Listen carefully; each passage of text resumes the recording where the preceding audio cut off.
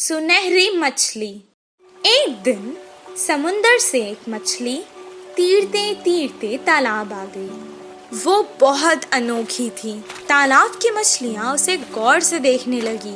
उसी वक्त एक मछुआरा वहाँ तालाब की मछलियाँ पकड़ने आया। तालाब के मछलियों को शिकारी के बारे में पता था। जैसे ही उसने जाल डाला, सारी मछलियाँ तुरंत वहाँ से भाग गई और ये सुनहरी मछली जाल में फंस गई। मछुआरे ने कहा, ये मछली तो कितनी बड़ी है, इसे मैं घर ले जाकर छोटे छोटे टुकड़े कर कर सुखा कर बहुत दिन तक खा सकता हूँ। ओ मछुआरे, मुझे मत मारो, मैं तुम्हारी मदद कर सकती हूँ। मछली की बातें सुनकर, अरे ये मछली तो बात भी कर सकती है, बताओ तुम मेरी क्या मदद कर सकती हो? अभी तो मैं तुम्हें तालाब से निकालकर घर ले जाता हूँ, वरना तो तुम मेरे हाथ से निकल जाओगी। वो मछली को पकड़कर घर को जाने लगा। वो घर पहुँच गया। वो कहने लगा, ए मछली, तुमने तो कहा था कि तुम मेरी मदद करोगी। मुझे बहुत भूख लग रही है, करो मेरी मदद अब। तभी अचानक उसके आगे बहुत सारा खाना प्रकट हुआ। वाह वाह, इतना सारा खाना! मैं तो तुम्हें यहाँ मारने लाया था, तुमने तो जादू ही कर दिया। इतना सारा खाना मुझे तुमने दिया, अब तो तुम मेरी सबसे अच्छी दोस्त हो। दोनों खुशी खुशी रहने लगे। एक दिन वो बहुत उदास था। मछली ने उसे देखा। क्या हुआ दोस्त, आज तुम बहुत उदास लग रहे हो। अब से तुम्हें मैं कभी नुकसान नहीं पहुँचाऊंगा। मेरी उम्र के बच्चे सभी पाठशाला जाते हैं, मुझे भी पढ़ना पसंद है, पर हर रोज मैं जाल लेकर मछली पकड़ने जाता हूँ। तुम पाठशाला क्यों नहीं जाते? मुझे पढ़ना पसंद है, पर मुझे कुछ याद नहीं रहता, इसीलिए मछली पकड़ने के काम पर लगा दिया। मैं तुम्हें एक उपाय बताऊं? मुझे तुम अपने कान तक ले जाओ। मैं तुम्हें एक मंत्र बताऊंगी, उसे पढ़ने से तुम्हें सब कुछ याद रहेगा और तुम अपनी कक्षा में सबसे अव्वल आओगे। तुम्हारी सब प्रशंसा करेंगे। अच्छा, बताओ। मछली ने उसके कान में एक मंत्र बताया। उसके बाद से जैसे उसने कहा था वैसे ही हुआ। मछली दोस्त, मैं बहुत खुश हूँ। अब मुझे तालाब की बहुत याद आ रही है। चलो हम दोनों तालाब चलते हैं। वो दोनों तालाब के पास चले गए। मछली ने उसे अपने ऊपर बैठा लिया और बहुत जल्दी जल्दी तैरने लगी।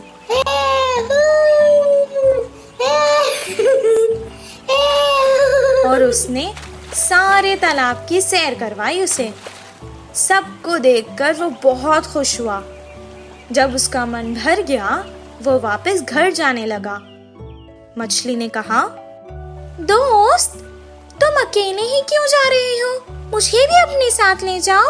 मैं जितना खुश पाठशाला में होता हूँ, आज मैंने देख लिया कि तुम उतना ही खुश तालाब में होती हो। मैं तुम्हें तुम्हारी खुशी से दूर नहीं कर सकता, इसीलिए मैं तुम्हें यहाँ छोड़कर जा रहा हूँ। मैं वापस जरूर आऊँगा दोस्त। इस कहानी से हमें ये शिक्षा मिलती है कि जिस काम में हमें खुशी मिलती है वही काम करना चाहिए और जहाँ रहने में खुशी होती है वही रहना चाहिए। कौवे की चालाकी। एक जंगल में दो बड़े बड़े पेड़ पास पास थे। एक पेड़ पे कौवे घोंसला बनाकर रहते हैं तो दूसरे पेड़ पर कबूतर रहते थे। पूरा दिन खाना ढूंढते हुए शिकार के लिए भागते थे। शाम ढलते ही अपने अपने स्थानों पर विश्राम करते थे। कौवे के समूह में एक अति आलसी कौवा रहता था।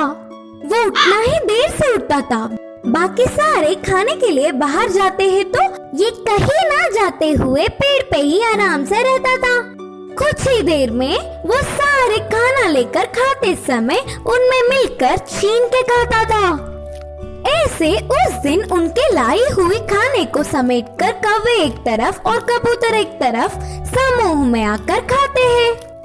तो कौवे हर समय झगड़ते हुए अपने अपने बल से आहार लेते थे। कबूतर तो सब मिलजुल कर रहते थे, बिना किसी झंझट के एक सामान बांटकर खाते थे। उन कबूतरों की एकता देख आलसी कौवे ने सोचा कि आहा, उन कबूतरों को तो देखो कितने अच्छे हैं और हमारे देखो कैसे हैं।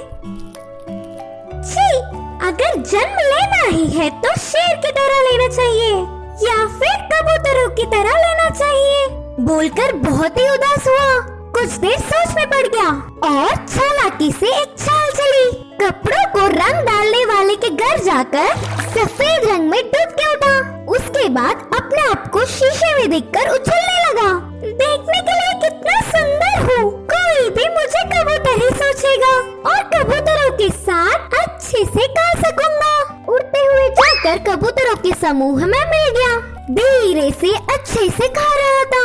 गाने के लिए झगड़ा कर रहे कौवे को देख नफरत करने लगा। ऐसे कुछ दिन बाद उस आलसी कौवा बिना कष्ट किए आराम से रहने लगा। एक दिन भूख से बहुत भाग गया।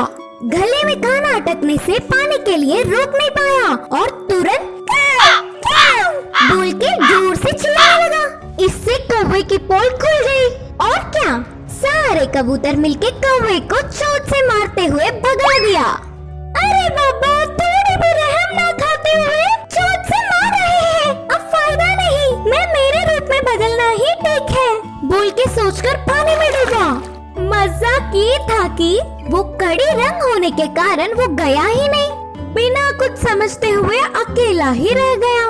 अब देख देख के भूख ना सह पाते हुए आखिर में कौवे के खाना खाकर उनके समूह के पास चिल्लाते हुए आया। वो कोई अजनबी पक्षी है समझकर सारे कौवे एक होकर उसे भगा दिया। उस आलसी कौवे की चाल विफल होकर उसके लोग भी आने नहीं देने से आखिर में अकेला रह गया। इस कहानी की नीति है कि बाजू वालों के लिए भागने से अच्छा हमारे लोगों से खुश रहे। जादुई बिजली। एक गांव में रामू, सोनू और मोनू नामक 3 दोस्त रहा करते थे। रामू एक किसान था, वो खेत में काम करके खुश रहता था। सोनू एक दूध वाला था, मोनू एक दुकानदार था। एक दिन तीनों दोस्त शहर को कुछ काम से गए। काम पूरा होने तक शाम हो गई। शाम को जब वो लौटकर गांव वापस जा रहे थे, उनको जंगल पार करके वापस जाना था। अचानक आसमान में बादल आ गए। कुछ देर तीनों दोस्त एक दूसरे से मशवरा करने लगे, फिर आगे चलते रहे। अचानक बादलों में बिजलियां कड़कना शुरू हो गई। वो डर गए। सोनू ने कहा, बाप रे, बिजली को देख रहे हो? लगता है आज तो हम जंगल में ही फंस जाएंगे। हाँ हाँ, सही कहा तुमने। आज तो ऐसे ही लगता है। बहुत रात हो चुकी है, अब हमें आगे नहीं जाना चाहिए। हम जंगल के बीचों बीच है। अब अगर हम आगे जाएंगे तो भी खतरा है, पीछे जाएंगे तो भी खतरा है। इससे बेहतर है हम आगे चले जाएं। इतना कहकर वो बैलगाड़ी आगे चलाने लगा। थोड़ी दूर जाते ही जोरों की बारिश शुरू हो गई। जंगल में बहुत ज्यादा अंधेरा था और ऊपर से तेज बारिश और बिजलियां कड़क रही थी। ये सब देखकर वो डरने लगे। अचानक उनकी बैलगाड़ी के सामने एक बड़ा सा पत्थर आ गिरा। तीनों बैलगाड़ी से उतर गए और एक पेड़ के नीचे रुक गए। मैंने तो पहले ही कहा था वापस चले जाएंगे। सब देखो क्या हो गया। तुमने रामू की बात मानी ना, ऐसे ही होना था। पेड़ के नीचे खड़ के वो बारिश के कम होने का इंतजार करने लगे। आसमान से एक बहुत बड़ी बिजली उनके आगे खड़कने लगी। जंगल में बहुत ज्यादा अंधेरा था और ऊपर से तेज बारिश और बिजलियां भी कड़क रही थी। ये सब देखकर वो डरने लगे। उन्हें समझ आ गया था कि ये सब कुछ किसी दुर्घटना की ओर इशारा है।